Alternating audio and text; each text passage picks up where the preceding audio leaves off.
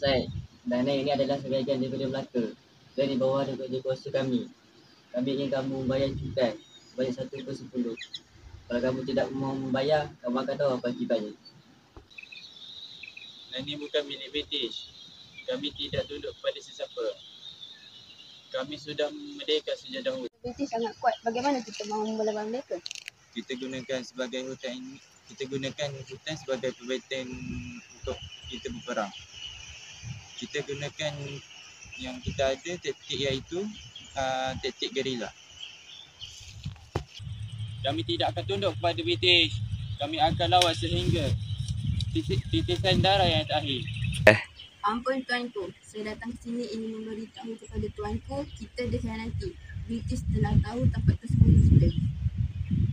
Pengkhianatan lebih tajam daripada nama perjuangan kita tidak sia-sia.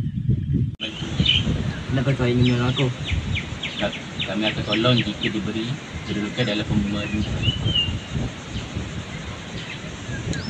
Ampun tuanku, saya datang ke sini ingin memberitahu kepada tuanku kita dikhianati. British telah tahu tempat tersembunyi kita. Pengkhianatan lebih tajam daripada nama perjuangan kita tidak sia-sia.